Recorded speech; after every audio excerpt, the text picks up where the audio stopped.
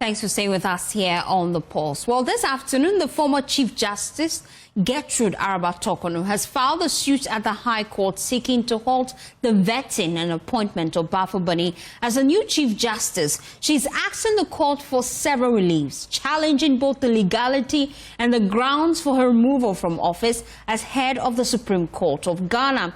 Well, let's delve into this. Joining me in the studio now is member of our legal affairs desk here at JoyNews, Kweku Asante, joining me just to break down this. Kweku, you've been going through it, quite a lengthy one, 278 pages. Let's try to do justice some of the key concerns she's raising in this suit. So let's start first by talking about the reliefs by way of judicial review that Madame Torkonoo is seeking. And just by way of recap, the Chief Justice, in fact, the former Chief Justice, Gertrude Torkonoo, has been removed from office for some months now because the Poorman Committee that looked into the matters decided that for some reasons there was stated misbehavior on her part, for which reason she could no longer remain in office as Chief Justice. Mind you, Article 146 says the President is bound by the recommendations of the committee.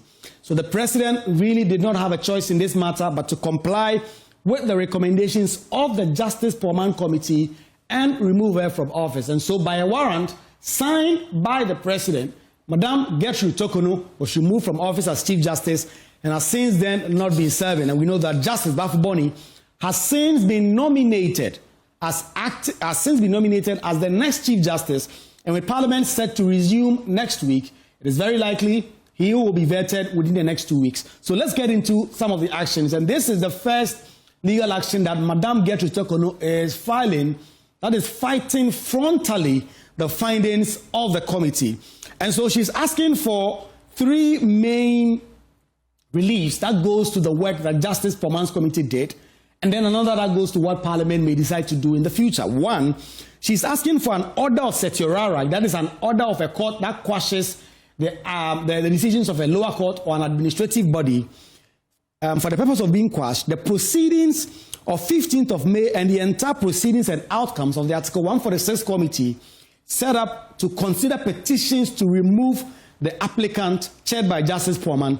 In plain English, Madame Gertrude Torkonoo is asking the High Court to, by an order of certiorari, quash everything that Justice Poorman committee did. And that five-member committee, including the former Auditor General, all the work they did, Madame Torkonoo is asking that all of that be quashed.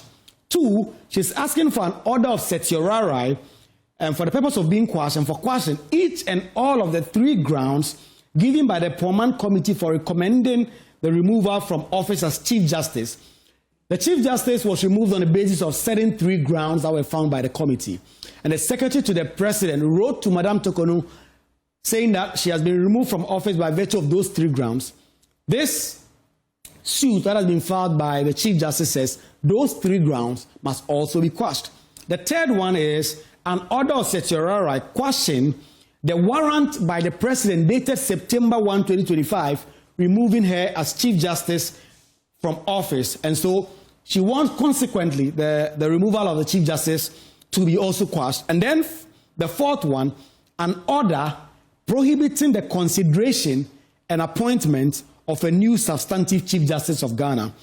That means the nomination that we know now will go to the Parliament of Ghana for Mr. Baffoe-Bonnie, the acting Chief Justice, to be vetted and, if approved, to assume office as Chief Justice. Madame Torkonoo is saying that that process must all be put on hold. In fact, it must be suspended, it must be quashed, because it doesn't have any legal basis in any orders. Then now let's get into the grounds that the Chief Justice, the former Chief Justice, I keep saying Chief Justice, is canvassing for this new action that she has, through lawyers Edukusi, filed in court. She says that all the alleged findings and grounds for recommending that she be removed do not meet, and I quote, even remotely, the standard of stated misconduct, incompetence, or infirmity on ground of inability to perform the functions of office imposed by Article 146. That is one ground.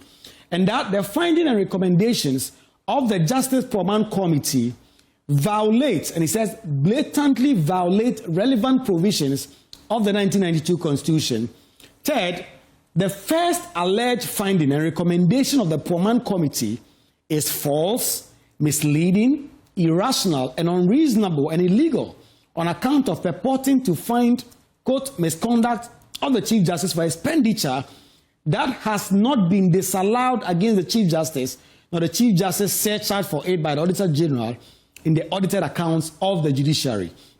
Then, again says, the first alleged finding and recommendation of the Poorman Committee is false, misleading, irrational, unreasonable, and unfair on account of purporting to find stated misconduct. Then, 5, the first alleged finding and recommendation of the removal is again unfair, unreasonable, illogical, irrational, perverse, and absurd, and therefore unconstitutional and illegal on account of purporting to find misconduct on the part of the Chief Justice when the legitimate expenses on the Chief Justice vacation were administered and authorized by the Judicial Secretary, Director of Finance, and other people that she mentions in this section.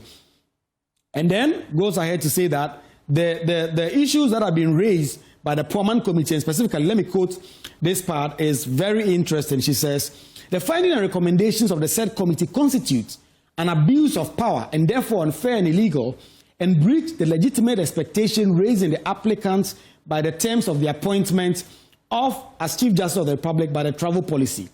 Then she goes to the second finding. It says that the second finding constitutes an abuse of power given to the committee and is unfair, unreasonable, perverse, and absurd because she says she's allowed to transfer judges and other officials of the judicial service. Then the third finding is breaches the exercise of the legitimate obligation placed on the applicant by Article 1254 as head of administration and supervision of the judicial service.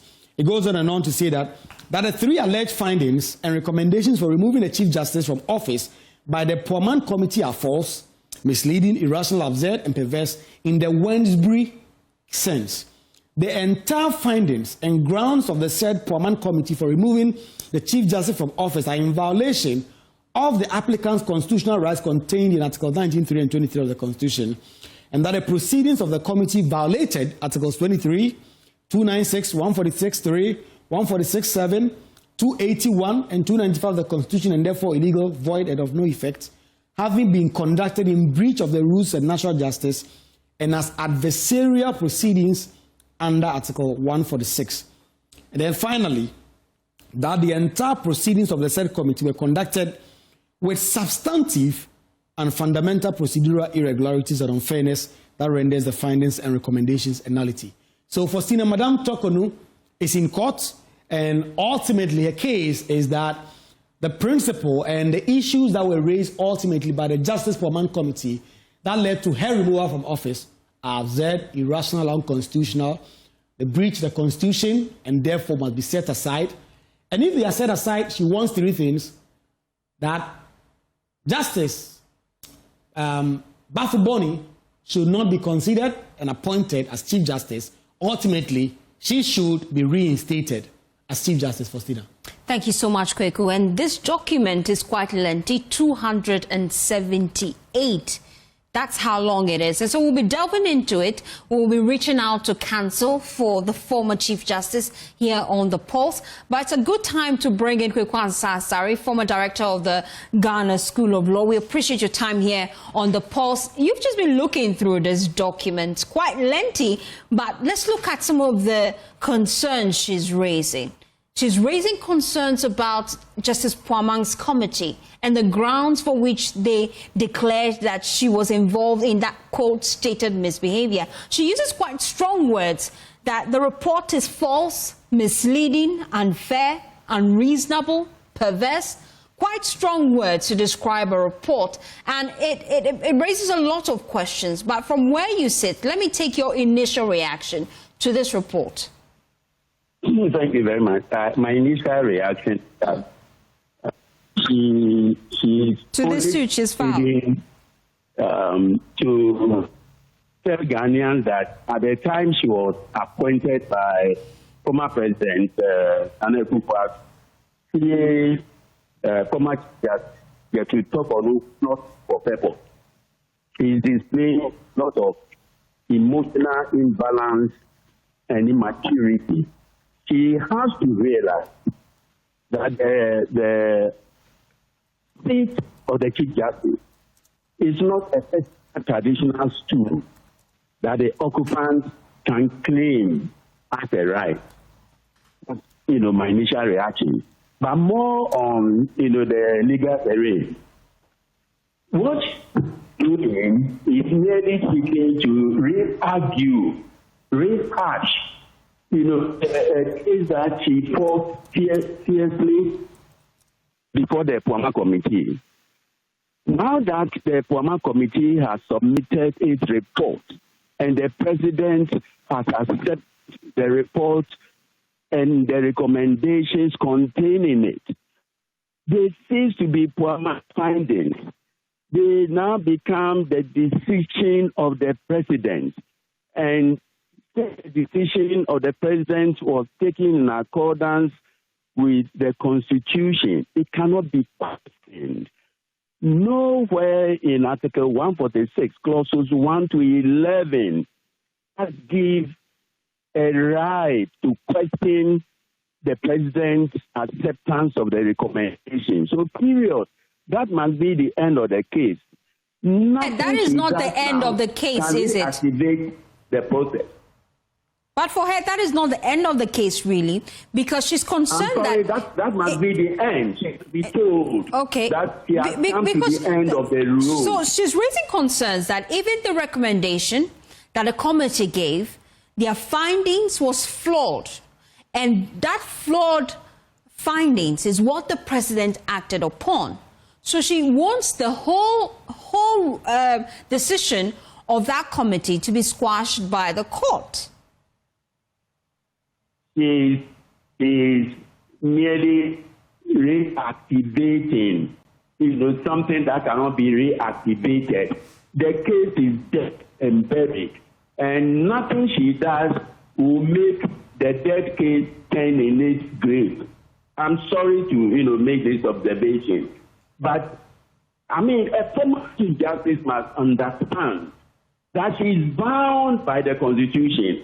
If he does not appreciate the EJ removal process, if she cannot observe it, she cannot respect it, she's only demonstrating that when she was appointed, she was immature. And because she was immature, she's, suffering all this. She has to stop. She has to stop. Now, the grounds are frivolous. The entire action is vexatious and frivolous. She must know that in law there is something called res judicata, and she's caught by res judicata. She cannot resurrect, the case. The President, has acted within the confines of the Constitution. What he is trying to do is purporting to prevent or prohibit the President from discharging his constitutional obligations and duties. The nomination of a CJ is not a presidential privilege. It is a constitutional duty, a constitutional obligation that must be performed. The vetting process is a constitutional duty.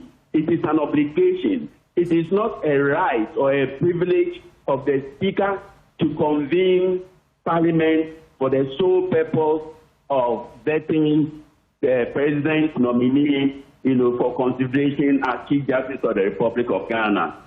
And therefore, her latest action is flawed.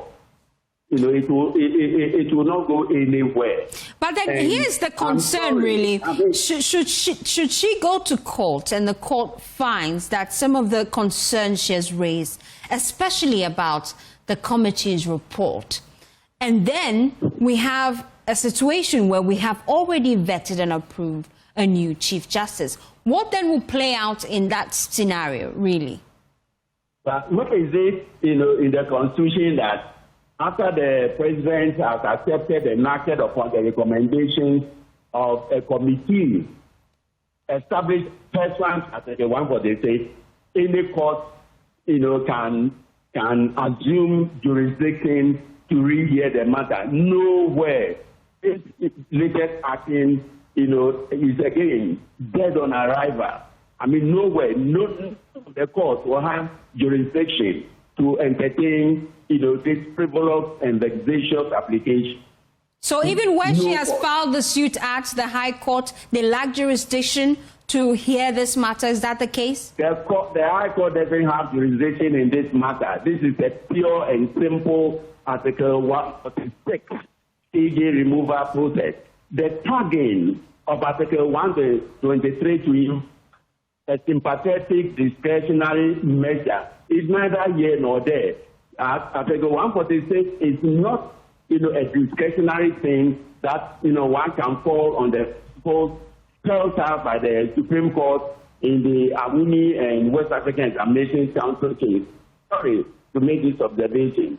But again, I mean, it is only showing our lack of understanding of, the provisions enshrined in Article 146. And for a whole Chief Justice to display this ignorance, the nuances of Article 146, it's mind-boggling.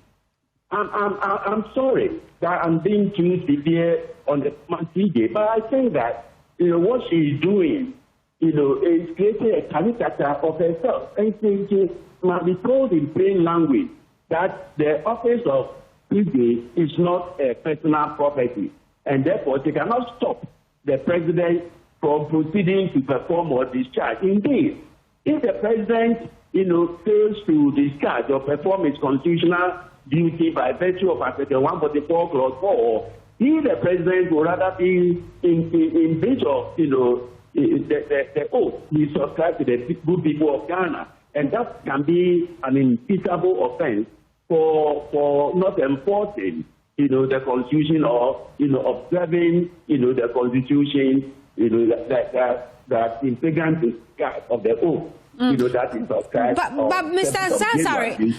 Sasari, the Article 146 is clear, really, that you must be able to establish, quote, stated misbehavior. And that's the whole argument of the former Chief Justice. She argues that she never indulged in anything that would have warranted that, quote, stated misbehavior for which the committee recommended her removal. So even though the nuances of Article 146 exist, there are concerns that an injustice may be ongoing beneath our nose, and we're looking at it unconcerned. That's the reason why she's challenging this in court. You disagree? I do. I don't agree with that at all, because you see, there are needs. She started with the committee, she went to court, she went to the High Court, she went to the Supreme Court. The public policy of Ghana is that there must be an end to litigation. And she superintended the judiciary, and she, at every step in the discharge of her duty, usefully reminded herself always that whenever litigants were appeared before her, she had the duty to remind them that litigation must come to an end. Litigation must come to an end. Her litigation in this regard came to an end the moment the president accepted the recommendation and acted upon it. That brought to an end. Whatever she does now is only, making ugly noises, which will constitute a social nuisance. That will be the effect. Complete social nuisance and a mess, of, her legal prowess. Thank you so much, Kwekwasa Asare, former director of the Ghana Law School. Just join us here on The Pulse. If you just tune in, we told you that the former Chief Justice, Gertrude Araba Torkonoo, has filed a new suit at the High Court. She's seeking to halt the vetting and also the appointment of the current acting Chief Justice, Baffoe-Bonnie. And we've just been trying our phone lines to try to reach the legal representative for the Chief Justice. When we do, we'll expand the conversation because we have key questions really. Has she been able to see that committee report for which she's challenging the grounds for which they made that recommendation to the presidency? Key questions we want to ask their team this afternoon on the Pulse. We also want to find out concerns being raised by Kweku Asare that even going to the High Court is dead on arrival, really, because they lack jurisdiction. Did they take that into consideration while filing this case? That's a conversation we'll be having when we reconnect our lines and try to get them here on the Pulse. Well, away from that, but still on legal issues, the arraignment of the former National Service Authority Director General Osei Asibe-Antwi and his deputy Gifty Oware-Mensah was delayed after different issues were raised in court. In the case of the former Director General Osei Asibe-Antwi, his lawyer appeared before the High Court today, informing the court that his client had been instructed to report to police investigators in Kumasi and was currently there. Meanwhile, in the separate case involving the former Deputy Executive Director of the NSA, Gifty Oware-Mensah, the court was informed that she had presented a 2-day medical excuse duty.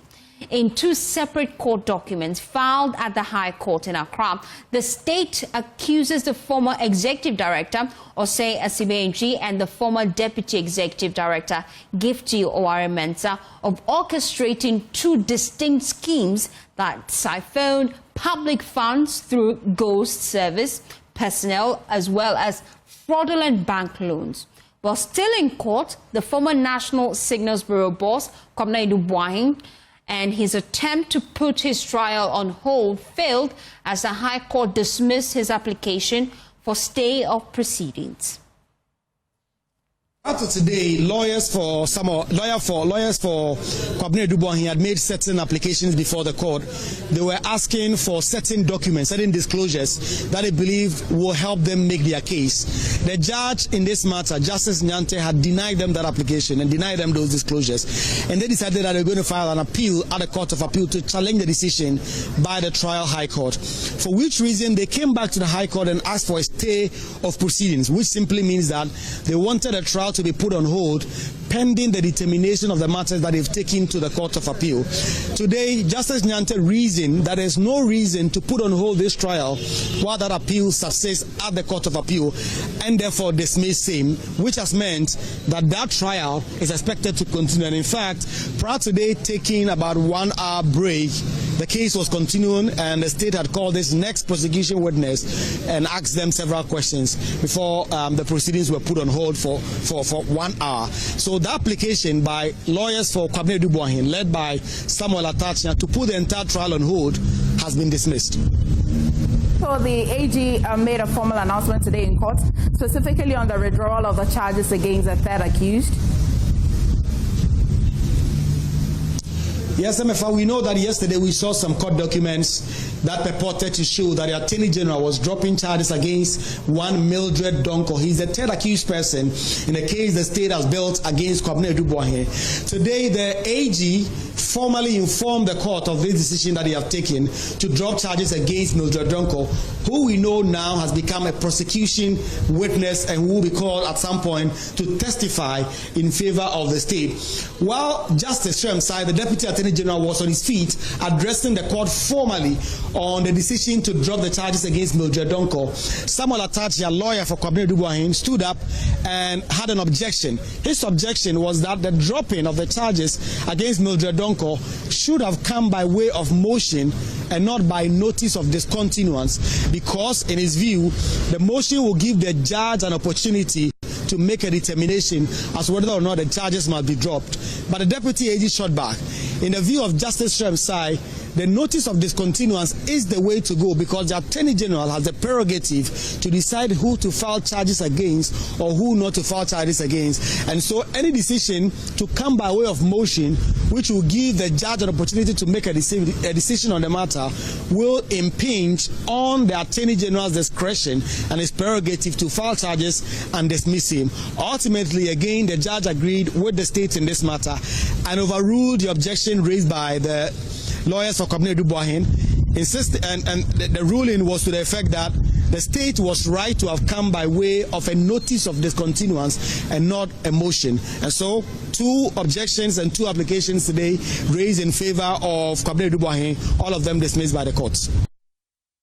My colleague Kwekwa Santi just giving us a wrap of some of the key things that happened in court today. He was interacting with my colleague MFA Koshiadeti on JoyNews today. Well, away from that, the Minister for Energy and Green Transition, John Abdullah Jinapor, says the government has finalized an agreement with independent power producers that will save Ghana about $300 million.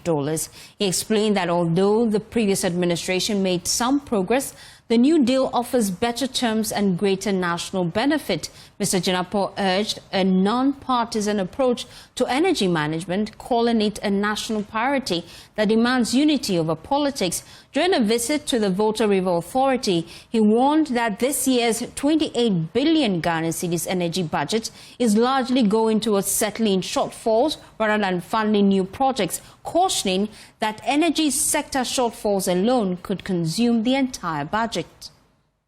This sector is experiencing some significant progress.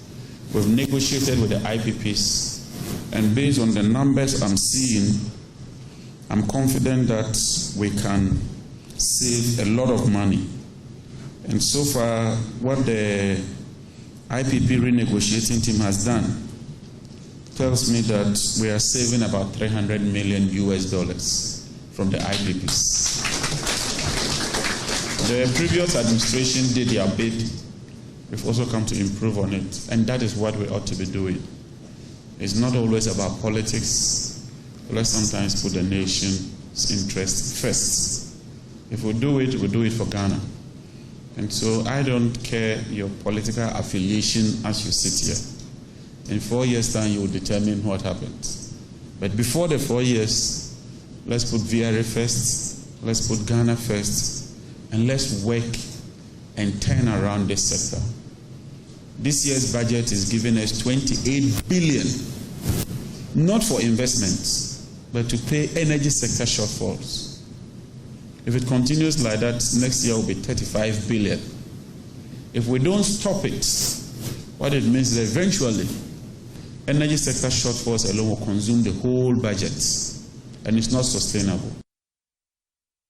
The minister added that the huge payments made to IPPs could have been better used to expand the VRA's generation capacity.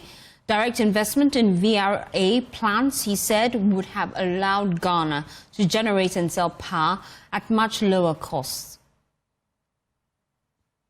If you do the economics, and today you look at how much we pay to IPPs every month, if we are taking a bold decision and decide that, look, the tariffs we are charging today, let's escrow those amounts into an account. We're talking of about 70 million every month, US dollars. That is on the back of the envelope, 700, 140, $840 million every year, not cedis, times the number of years the IPPs have been operating.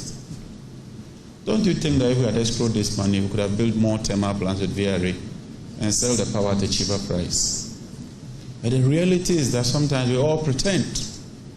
So when we have VRA, we say that don't charge tariffs because it's VRA. So we pretend. But when it's IPPs, we are compelled to charge the tariffs. We are compelled to collect the money. So why can't we do the same with VRA?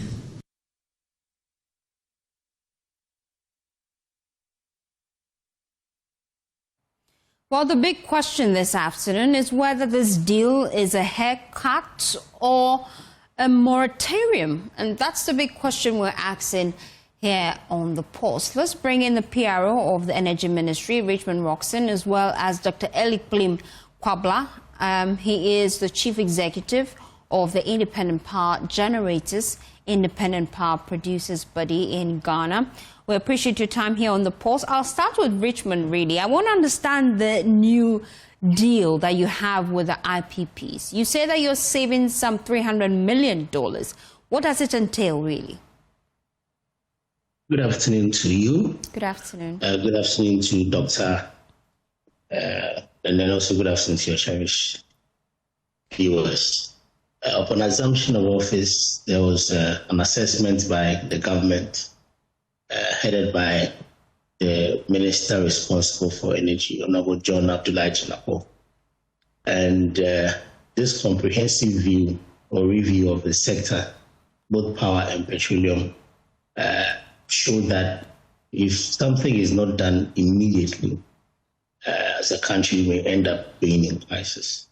Because if you look at how much we spend, if you look at the debts that persist, how much we owe IPPs, at the time we took over the power, it was around $3.7 billion. And so we had to set up a committee to look critically at the charges and negotiate with the IPPs. Thankfully, the IPPs were welcoming. The minister set up a committee chaired by Ben Boachi of ASEP. We also had people from academia, representatives from ECG, the ministry, and fortunately, progress has been made. If you look at what has been submitted to the minister, which I'm sure that in the next couple of weeks, the report will be made public. Due to the renegotiations, we've had savings of about $300 million, which is very significant. And as a government, this is progress. Because if you look at the value chain and how much the country is spending, it's important that steps are taken to ensure that some of these charges are reviewed. And that is what has been achieved by this government. And really, the big question on our minds, is this a haircut or a moratorium? I don't know how you would define it. Basically, it's a review of the charges. So in some cases, for example, if you take solar, we're doing about 18 cents. The government has been able to get the IPPs to review it, some 7.5, some 6.5. And so it's basically renegotiation. I mean, whether it's a moratorium or haircuts, that is a matter of semantics. What it is that now the charges have been reduced drastically. And this is good news. And then how long is this new renegotiated deal supposed to last for? Do you have a timeline to it? No, I mean, so those are the new rates. If you're producing power at 15 or 18 or 20 cents per kilowatt hour. Now, once we renegotiated and it's 7.5 or it's 5, that is what it will be. From time to time, obviously, governments will still take steps to ensure that these figures come down. The most important thing is that the government's focus is to bring efficiency in the power sector. It is not just even the renegotiation with the IPP. It's a comprehensive work plan that the government is looking at. If you look at ECG, for example, ECG has made considerable progress within the period. Revenues have gone up. There's a cabinet directive that all ministry, department, agencies must pay for electricity consumed. There are very few of these institutions that have been given an exception. Even that one, they're supposed to pay, but they will just be on postpaid, but generally everybody will be on prepayment meters. That's will ensure that we improve on revenue. Once revenue collections are improved, what it means is that you get more money, you get utility service providers happy. IPPs, we stay current with them. If you look at the cash waterfall mechanism, Doc will attest the fact that it's being implemented strictly according to it. So it's not just even with the IPPs, it's a whole overhaul of the power sector. It's the same with grid when it comes to transmission. You're looking at distribution as well. And so at the end of it, that's the results that you're seeing. I'm sure that everybody will attest to the fact that the lights have stayed on. And these are some of the reasons accounting for the progress that we are making as a country. $300 million that we have saved from this new deal, where will it be channeled to? The sector, this is a sector that you have a World Bank guarantee, which in the past administration has been eroded. This was a 500 million guarantee. By the time this government took over, it was around $5 million that was left. You look at over 500 million and five. And the government had committed, the previous administration, the IMF deal, that they will restore it. Fortunately, the ministers of energy and finance are working tirelessly to make sure that that is restored. Beyond that, you need major investment. And at the moment, as a country, we should be looking at getting at least 10% of our capacity now. We'll be planning towards getting an additional 400 megawatts, and that is what the ministry is doing, led by the minister. Beyond that, your distribution system, you have the renewables, you have mini grids. So the sector needs more money. And so if you're asking where this is going to be channeled, there are a lot of areas that we can channel this to. The bigger picture is to have a robust energy sector, a more efficient energy sector where it's sustainable, and that is the goal. And then with the independent power producers striking this deal with you, it means that government would be getting power at a more reasonable rate. As a consumer, should I expect my tariffs to go down? It's early days yet. Like I said, it's a whole value chain. It's comprehensive work that the government is doing. And so as we make progress, definitely at a point in time, it's going to reflect. That is the goal. And so it's like you being a driver, you're buying fuel, you're buying spare parts, you're buying this, you're buying that. You take a comprehensive look at everything you're doing. And so a reduction in one part may be good, but at the end of the day, you have to be more efficient with every part. And that is what the government's focus is on. I'm sure that sooner than later, once all the plans the government has put in place begin to reflect, definitely we'll see some significant changes in what we pay as consumers. But are we expecting any changes with this deal, especially if we have issues with inflation? No, we are not expecting it. Like I said, once the figures have been renegotiated, those are the figures that the parties to the contract will be working with. So the party here will be the government side and the IPPs. Now, on the missing containers, the minister today told us that a document is heading to the Attorney General's department. I want you to confirm for me if it has reached the AG's desk this afternoon. The minister did not say that a document was on its way to the Attorney General's office. Okay, so what did he say? The issue is that the matter after the containers would not be found. And that's when, let me give you the background. When the minister took charge as the minister for the sector, the briefing during the transition period was that ECG had about 2,500 containers. Subsequently, the minister paid a working visit, and then he set up a committee to look into it. The committee could not identify these containers. The committee reported about 1,300 of these containers were missing. The minister further set up a committee together with other government agencies to trace all ECG containers. And through that tracing, you ended up with over 2,600 containers. 40 had been cleared, and then what was outstanding at the time was 2,583. Out of the 2,583, we started the process of evacuating them. The minister's point is that this report has been sent to the Office of the Attorney General. And don't forget that this process has been, the security agencies have been involved. You've had national security being involved. The supervision of the evacuation of these containers are strictly under national security. But some individuals who work in some of these agencies have been picked up.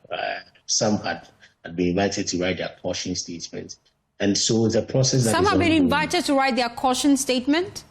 Absolutely. Do you want to give us names? Oh, no, absolutely. I don't want to mention this. I mean, but it's already in the public space, really. We're still going to be tracking these individuals. Exactly the point I'm making. That so give us a name. A name. Yeah. I mean, I can confirm to you that the former managing director has written a caution statement. The big Mahama himself. Yes, he's written a caution statement relating to the subject. And so for us as a government, what we are doing as a ministry, we don't have prosecutorial powers. As a ministry, what we can do is to ensure that all containers have been traced, all containers have been found, any missing container is recovered. and that you involve the security agencies for investigations. And then if the Attorney General, in his opinion, he and Article 88 is the only body that can institute prosecutions. If in the opinion of the Attorney General, people are supposed to be held culpable, we expect that prosecution to continue. Thank you so much, Richmond Roxon, his spokesperson for the Energy Ministry. Well, I also have joined in the conversation one of the key members of the IPP community. We're just trying to reconnect our line. I'm told I don't have connection to Eliplin Akpetowo. We're supposed to have a conversation with him here on The Pulse, but we'll also reconnect the line. You're still watching The Pulse. Stay with us. We'll be back after this quick tip. Thanks for staying with us here on The Pulse. So other stories now. Ghanaian healthcare professionals, particularly nurses, are set to benefit from new employment opportunities in Grenada following the signing of a memorandum of understanding between two countries. The agreement was finalized this Friday during the official visit of Grenada's Prime Minister, Dickson Michel, who was received by the President, John Dramani Mahama, at the Jubilee House for bilateral discussions and state lunch as well. Well, President Mahama said both countries are committed to exploring collaborative arrangements that align with their national needs and healthcare priorities. Between Ghana and Grenada exemplifies an excellent model of South-South cooperation. During my productive discussions with Prime Minister Michel earlier today, we mutually agreed on the importance of expanding our collaboration in key areas, particularly those that utilize our comparative advantages for mutual growth. In the health sector, Grenada's interest in recruiting Ghanaian nurses and allied health professionals presents a valuable opportunity for structured collaboration between our two countries. Ghanaian health workers have gained international recognition for their professionalism and their compassion.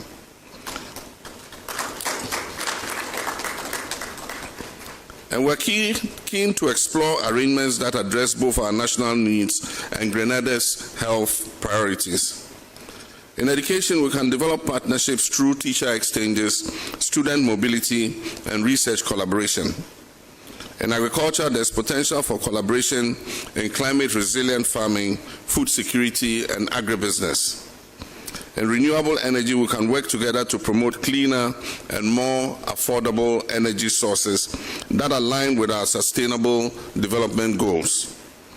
And in heritage and diaspora tourism, Ghana and Grenada can jointly promote cultural connections that honor our shared roots and provide economic opportunities for our people.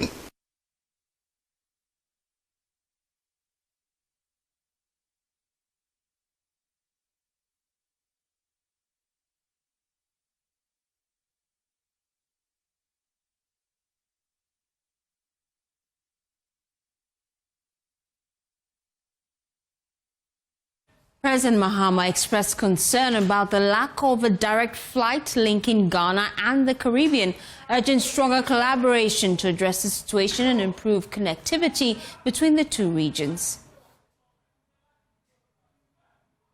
However, one significant barrier continues to hinder our cooperation, and that is the lack of direct air connectivity between the Caribbean and Africa. Despite being only 6 hours apart by air travel between our regions can take nearly a full day, often routed through Europe or North America. This limitation restricts the movement of people, goods, and services between the Caribbean and Africa. We must collaborate to change this situation. Ladies and gentlemen, allow me to touch briefly on an issue that holds deep meaning for both our nations: reparations for Africa and the people of African descent. As the African Union champion for reparations, I see this cause not as a plea for charity, but as a demand for justice and restoration. The African Union's 2025 theme, Justice for Africans and People of African Descent Through Reparations, rightly reflects the core of our collective struggle. Grenada has long been a brave voice in this movement. and I look forward to Ghana and Grenada collaborating alongside other partners in CARICOM and the African Union to promote this moral and historic cause. At the UN General Assembly this year, I served notice that Ghana intends to file a motion at the United Nations next year to declare slavery as one of the greatest crimes against humanity. And Mr. Prime Minister, I know I can count on your support and the support of our colleagues in the Caribbean and the African Union to support this motion. Well, Prime Minister Dickson Michel pledged Grenada's full support for Ghana's proposed resolution at the United Nations, stating that his country will gladly associate with, adopt and back the motion. Ghana plans to introduce a resolution at the United Nations General Assembly to officially declare the transatlantic slave trade as the greatest crime against humanity and to demand reparations for its lasting impact. Well, President John Dramani Mahama announced this intention during the 80th UN General Assembly session on September 25th, 2025. Is why we in the Caribbean are deeply committed to the issue of reparation. It is not just about economic justice. It is not just about reversing the significant negative legacy of colonization and neo-colonization, and in some cases the imperialism that still continues. But it is first and foremost about our human dignity. So, Your Excellency, I can assure you that Grenada and all of CARICOM stand ready to support this resolution. We stand ready to continue the conversation and the fight for the acknowledgement that slavery, the transatlantic slave trade, is in fact perhaps the worst human crime that has been committed against humanity, and that we should recommit to ensure that it never happens again. And we can't do so if people are not prepared to accept that it is wrong. We can't do so if people are not prepared to accept that it is legally not acceptable, and that there should be universal commitment to ensuring that it never happens again. And so we gladly associate, adopt, and will, with Ghana, the proposed resolution, and we look forward to it passing unanimously and successfully at the United Nations. Let's shift our attention to the health front. Now, the Ghana Association of Certified Registered Anesthetics has threatened to embark on an industrial action over government's delay in recognizing them under a separate regulatory body. Now, following years of agitation, the group says they've had enough. Speaking at the annual general meeting in Sunyani, the association's president, James Wasangra, described the anesthetics placed under the Medical and Dental Council as completely misplaced. He called on the government to act immediately to avert any unfavorable action. Precious Semevo reports. The 7th Annual General Meeting and Scientific Session of the Ghana Association of Certified Registered Anesthetists, GACRA, among others, recognized a member, Harriet Otin, of the Adan Government Hospital for her dedication, swift and selfless intervention that saved the life of a pregnant mother at the Adan market in the Eastern region. Speaking on the theme, Advancing Skills and Critical Thinking in Modern Anesthesia, the president of GACRA, James Wasangra, emphasized that the right support of equipment and skills will ensure effective anesthesia services. He enumerated challenges including poor working conditions, non-existent scheme of service, a lack of structured career progression, and a manpower shortage that requires urgent attention. Currently, 30% of those trained CRAs have left the shores of the country for greener pastures. However, in the recent survey, the number of CRAs stood as 943. That falls short of the 1,200 that was existing in 2023. Clearly, the figure has a direct pressure on the few service providers in Ghana. It means that one anesthetist here is to 34,944 Ghanaians. The number of CRAs trained per year by the training schools, we can look at it as woefully inadequate. We are therefore calling for an expansion and addition in the number of anesthesia training schools in Ghana. He called on the government to recognize them under a separate regulatory body instead of the Medical and Dental Council to avert industrial action. Regulation of CRAs under the Medical and Dental Council, that I think is a complete misplacement. Medical and Dental Council, with all due respect, that it is meant for dental and medical practitioners. GACRA has fought for a separate regulatory body, either than the Medical and Dental Council over the past years. This call has not received the needed attention. Today, we as CRAs are calling the government in its reset agenda to act now. Otherwise, we shall be forced to act unfavorably, and the only language that the government understands for CRAs, we know when to do it and how to do it, and we do it better than other unions. In a speech read on his behalf, the Health Minister, Kwabena Mintah Akando, acknowledged GACRA's concerns with an assurance of measures to address them, including the need for a proper job re-evaluation towards a better salary scale. Precious Semevo, JoyNews, Sunyai. All away from that, the Deputy Chief Executive Officer of the National Health Insurance Authority, Kwame Jokoto, has hinted at the introduction of new tariffs by 2026 following client concerns. He indicated that the authorities are engaging all stakeholders, including the World Bank, to ensure tariffs match the cost of operations, smooth administration of health facilities, and ultimately enhance healthcare delivery. He made this known when addressing the 5th Annual General Conference of the Private Health Facilities Association of Ghana in Ho.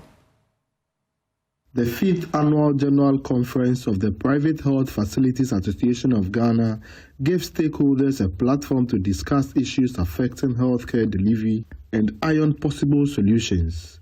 The national president of the association, Dr. Kwame Boaben Frimpong, stressed the need for enhanced collaboration between private facilities and the government towards achieving universal health coverage. That we are all contributing to the health of our own people, whether private or public. So in the same way that government found the need to support the Christian Health Association of Ghana with human resource, we are asking government to consider hosting human resource or the professional calibers to private health facilities as well. The Deputy Chief Executive Officer of the National Health Insurance Authority, Dr. Kwesi Jokoto, responded to a call to increase tariffs for service providers of the scheme.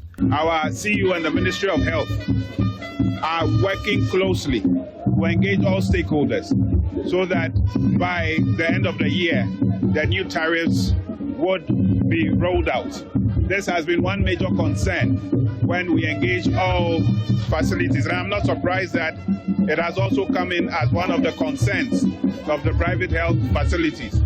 We believe that when these new tariffs come in, it will help to facilitate a lot of quality healthcare delivery. The Chief Executive Officer of Kasona Global Imaging Limited, John Tigbu, said his outfit aims to tackle the challenge of inadequate advanced machinery and human resources in the health sector. The modern equipments now come with modern devices like AI. Most of the doctors you see and radiologists have never even seen those equipment. They went to school with the equipment that is 10 to 20 years old. So how can they operate the modern equipment? So training is another thing that we did. Notice that we needed to take care of. What I came to do is to provide affordable equipment, make sure we have local engineers to fix it, train the medical professionals on how to use it, and provide them credit facilities to buy it. Fred Kwame Asari, JoyNews, Ho. Let's shift attention now to politics. A group of NPP constituency executives has petitioned the party's General Secretary, Justin Frimpong-Korea, over what they describe as a dangerous statement made by the former Vice President, Dr. Mahmoud Bawumia, during his campaign in the Bono East region on Wednesday, October 15. The group accuses Dr. Bawumia of exploiting religion for political gain after he allegedly suggested that some people oppose him because of his faith. Speaking for the petitioners, Baba Al-Hassan, former NPP Communications Director for Tamale South constituency, warned that such remarks could sow division within the party and the nation. He said the comments violate the NPP's code of conduct, which strictly prohibits campaigning on religion or ethics grounds. We have today formally submitted a petition to the General Secretary of the New Patriotic Party, NPP, expressing our deep concern over what we consider a dangerous and divisive turn in the ongoing campaign by one of our party's presidential hopeful in the person of Alhaji Dr. Mahmoud Bawumia. On Wednesday, October 15, 2025, during his tour in the City East constituency in the Bono East region, Dr. Mahmoud Bawumia made deeply troubling statement, including assertion, and I quote, "Some people are saying that because I am a Muslim, I should not be voted for." This statement, which we believe to be wholly unfounded and fabricated, it is not only a reckless attempt to court religious sympathy, but also sows the seeds of religious division, something that our dear party, NPP, has always stood firmly against. We find these comments to be a gross violation of the guidelines and ethical principles set by our dear party and its respected Council of Elders, which warns against religious or ethnic campaigning. Dr. Mahmoud Bawumia repeatedly used this religious identity to garner votes, which threatens the unity of our party, and it can cause mayhem in the party, both Christian and Muslim fraternity. I want us to be clear here. Can Dr. Bawumia produce any credible evidence that such statements or sentiments have been expressed within the party or the general public? Number two, how does he intend to unify the country or even the party when he is introducing such divisive narratives?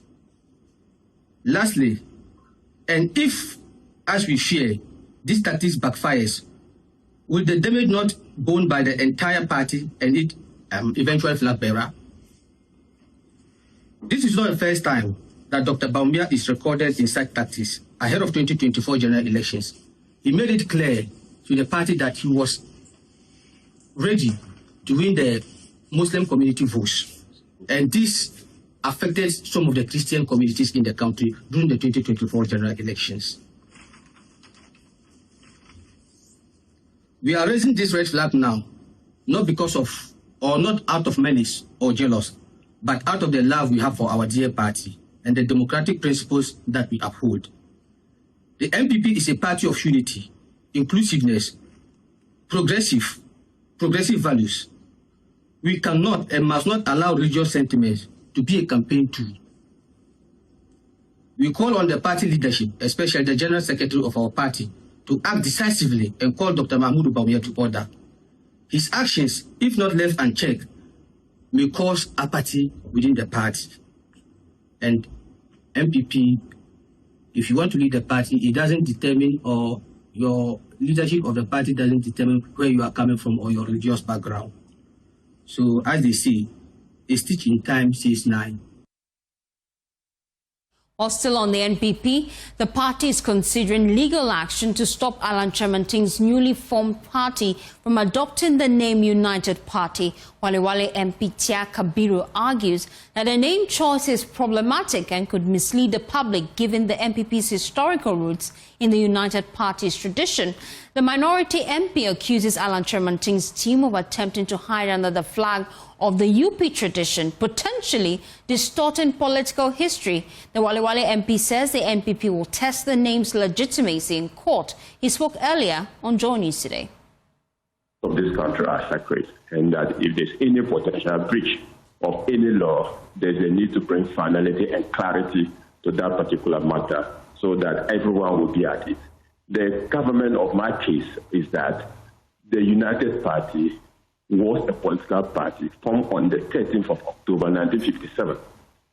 That party was dissolved following the passage of a law by the National Assembly to make Ghana a one-party state.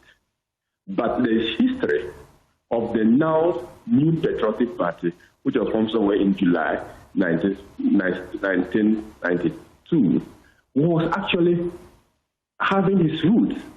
It's taking this root from the United Party, led by Abrefra Buja, K.A. Buja.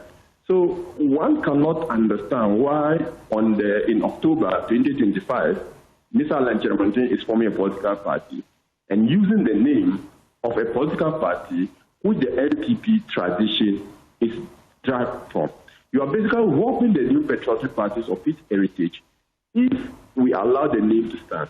And though the Section 10 of the Political Parties Act clearly prohibits the use of a name that is likely to send confusion in the minds of people, I wonder why the Electoral Commission went ahead to still give them the provisional certificate to offer it. Nonetheless, admit that it's a provisional certificate, and then subject to any petition, they are bound to review their petition. And so when you head to court finally, you're going to be asking, under which particular law would you be triggering this? I have just made provision or reference to the Political Parties Act, which is the laws of the country, which is about the naming or taking names that are similar or that are likely to bring confusion in the minds of people as to which political party you are referring to. That is one. I mean, they could also come in a civil action. You understand that people, lawyers, will probably guide and advise that this is a typical case of passing off. An act intending to take the name, the businesses and customer of a particular company, if we consider political party in the light of corporate entities incorporated for that matter. So these are possible avenues, and of course, if advised by counsel, and they would be very much clinical with the laws. But I believe that this particular name is in breach of Section 10 of the Political Parties Act. I believe that it amounts to passing off, and there are laws on the trademark infringement in the country that are supposed to help us resolve the matter.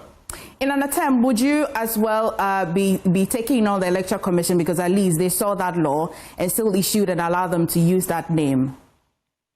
Well, I understand that the certificate issue is temporal.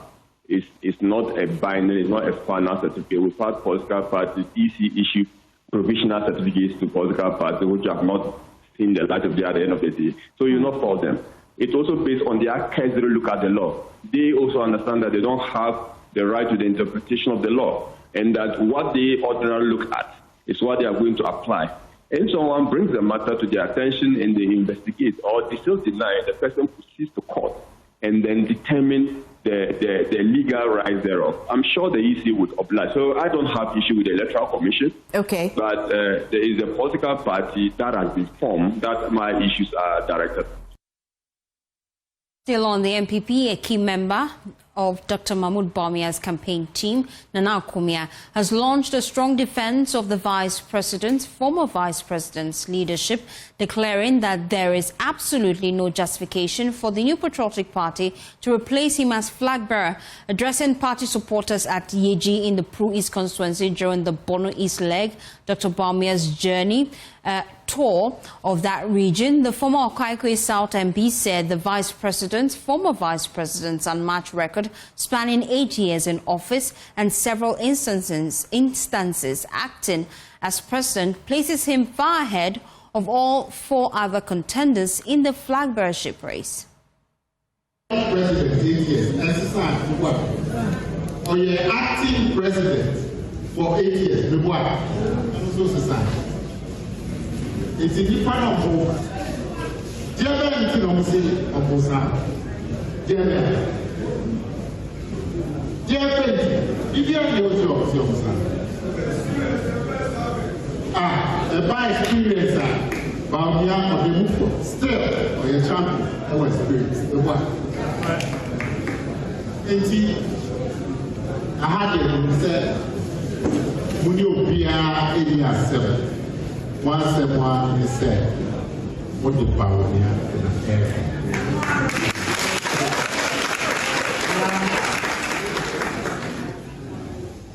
I care about myself, the person beside Kyle, wouldn't be I mean, Kyle, dear Mark, say, oh, you need power to be part of anyone. Yeye ya hwehwɛ ɛne suban ɛwɔ wohwehwɛ obi a wotu abama no ɔbɛyɛ party na ɔbɛdi party n'anim na so ɔbɛdi Ghana n'anim a obi a wotu yɛ akɔ ne nkyɛn ɛwɔ obi a ɔntiɛti na ɛwɔ obi a ɔwura n'anim obi a ɔnyɛ abɛnsɛm obi a the castle and back up party and back what will be let's say will be see or you tomorrow until the photo of Mama of Ghana for Side part of this castle also have the 2 people of Kamba and I was only 2 people castle a castle in Baba. You better take care of the old, and I wait for you see. And do to our Mama, so much is like as I drink water. Would send 2 years back or come. Also, I'm a man of power. And then West. Obviously, and we are a Muslim. Instead, I want to have a man. Away from that, the Minerals Development Fund is taking a firm stance against illegal mining activities that threaten the integrity of school compounds and disrupt education in mining communities. Following a recent invasion of a nursing training college by Galamsey operators, MDF Administrator Dr. Hannah Louisa Baffoe has assured that the fund is poised to tackle the menace head-on. Nana Aljima has more in the following report. In July this year, the Minerals Development Fund moved to halt illegal mining activities around the Atetem Basic School in the Ashanti region. The school was sandwiched by illegal mining activities, a situation that affected teaching and learning. According to teachers and students, the sound of excavators at work heavily affected learning activities. My name is Abena Yeboah. We are very worried about the education of our wards. Elders in our village and the unit committee have complained about the distraction, but they wouldn't listen. The former MP, Katie Hammond, asked them to stop, but they wouldn't.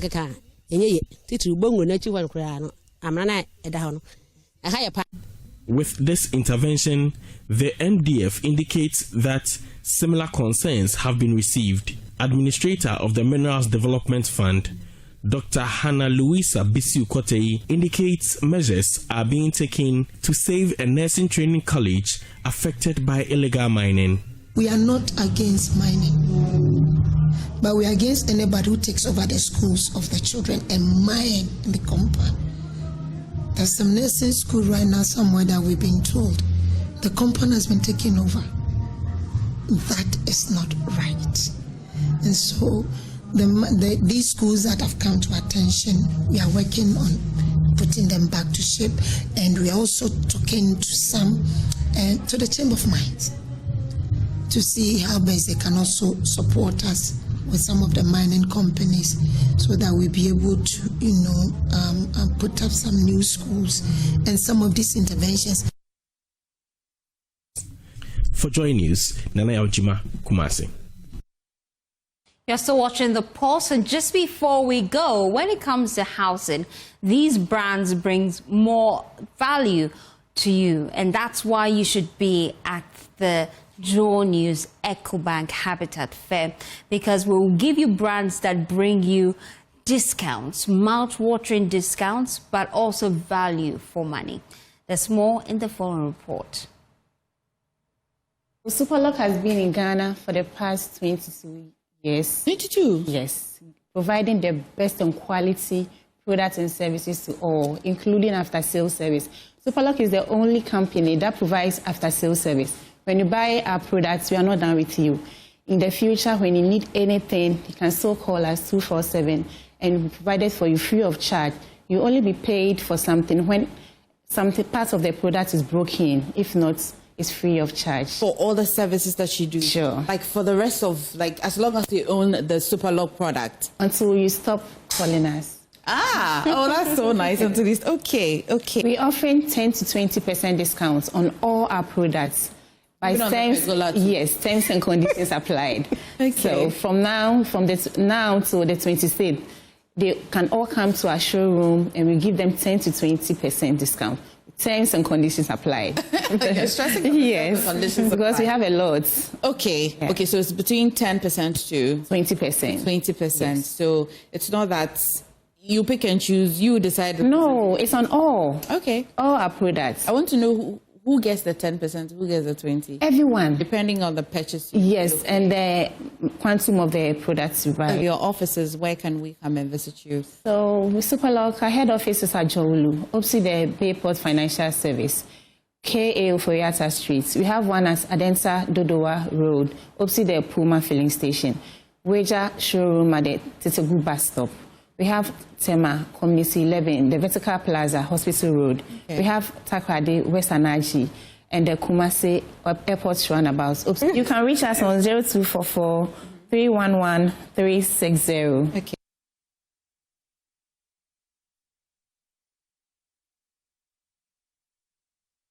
On that note, that's how we wrap up the Pulse. It's a Friday. I am excited. My director is wondering why, because Fridays we take it very easy here on the Joy News channel. And of course, you still can stay with us because we're providing compelling content for the rest of the day. For more news, please log on to myjoyonline.com. Some top stories there. We brought you that the Chief Justice is heading to court and she's seeking some new reliefs. You should go on myjoyonline.com to look at that. Suit, we put a copy there for you to look at it. It's about 278 pages. My name is Faustina Safo. I appreciate your company. Have a wonderful day as you enjoy the rest of our programs. I'll see you same time, same station next week. Bye.